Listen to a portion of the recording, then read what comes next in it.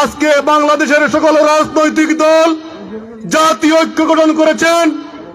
অনেক দেরি করে ফেলেছেন আমাদের দেশের রাজনৈতিক দলের নেতৃবৃন্দরা। আজকের দেরিতে হলেও আপনারা জাতীয় ঐক্য করেছেন। যদি 2012 সালে আমাদের প্রিয় নেতা এম ইলিয়াস আলী সাহেবের যে ঐক্যের ডাক দিয়েছিলেন সেই ঐক্য হতো, তাহলে বাংলাদেশের এত মানুষ গুম হতো না, খুন হতো।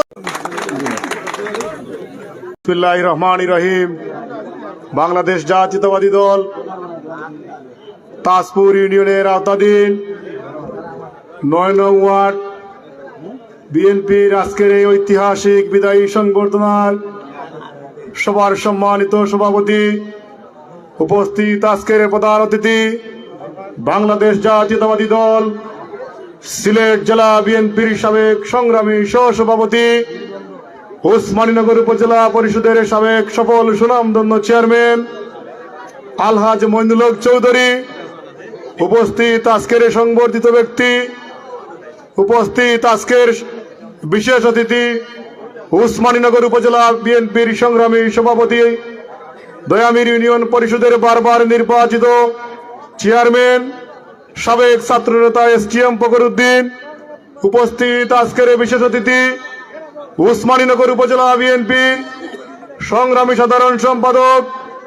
আব্দুল্লাহ মিসবা সাহেব, উপস্থিত আজকের বিশেষ অতিথি, ওসমানীনগর উপজেলা বিএনপির সংগ্রামী সহসভাপতি আব্দুল হাকিম সাহেব, উপস্থিত আজকের বিশেষ অতিথি, ওসমানীনগর উপজেলা বিএনপির সংগ্রামী সহসভাপতি, বারবার কারান নির্যাতিত নেতা আব্দুর রউফ আব্দুল সাহেব, উপস্থিত ওসমানীনগর উপজেলা বিএনপির সংগ্রামী সাংগঠনিক সম্পাদক রায়হান আহমদ, উপস্থিত আজকের বিশেষ অতিথি, ওসমানীনগর উপজেলা যুবদলের সংগ্রামী আহ্বায়ক ফজল আহমদ জনি সাহেব সহ উপস্থিত জাতীয়তাবাদী দলের সকল পর্যায়ের নেতৃবৃন্দ।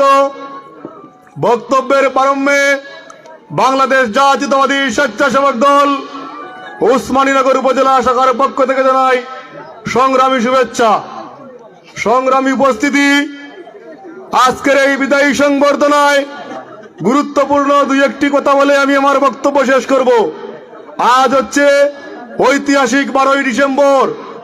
আজকের এই মহান বিজয়ের মাসে আমি শ্রদ্ধার সাথে স্মরণ করি বাংলার রাখাল রাজা, মহান স্বাধীনতার ঘোষক শহীদ প্রেসিডেন্ট জিয়াউর রহমানকে। 1971 সালে 12ই ডিসেম্বর এই সিলেটকে পাকিস্তানি হানাদার বাহিনীর সাথে সংগ্রাম করে মুক্ত করেছিলেন শহীদ প্রেসিডেন্ট জিয়াউর রহমান।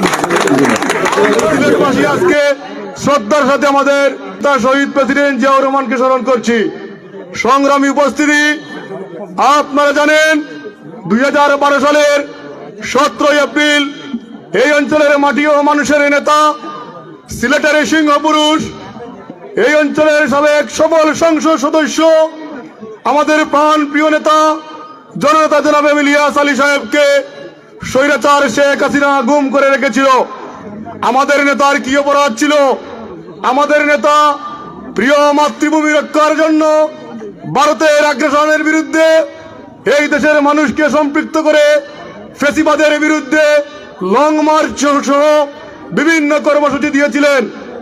কিন্তু দীর্ঘ 12 বছর পর আজকে বাংলাদেশের সকল রাজনৈতিক দল জাতীয় ঐক্য গঠন করেছেন।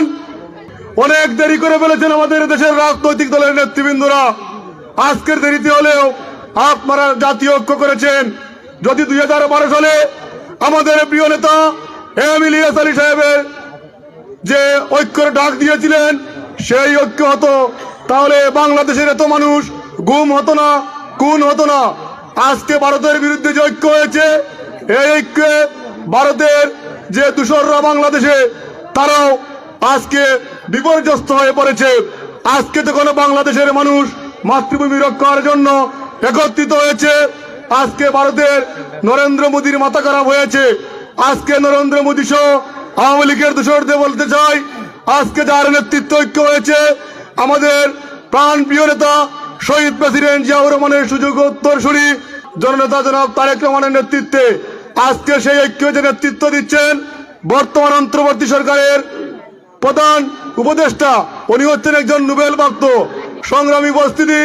আপনাদেরকে বলতে চাই, আপনার আগামী দিন আমাদের এই অঞ্চলে রাজনৈতিক অভিভাবক জনাব তাহসিনা রুশদিলুনা ম্যাডামের নেতৃত্বে এই অঞ্চলে দানব শিশুর প্রতীক নিয়ে আসবেন আমাদের নেত্রীকে বিজয়ী করার আহ্বান জানিয়ে এবং আমাদের প্রাণপ্রিয় নেতা জনতা জনাব ইলিয়াস আলীর মুক্তি দাবি করে আমি আমার বক্তব্য এখানে শেষ করছি। বাংলাদেশ জিন্দাবাদ, বাংলাদেশ জাতীয়তাবাদী স্বেচ্ছাসেবক দল ওসমানীনগর উপজেলা জিন্দাবাদ। সবাইকে ধন্যবাদ। জনতা জনাব ইলিয়াস আলী জিন্দাবাদ, তাহসিনা রুশদিলুনা ম্যাডাম জিন্দাবাদ।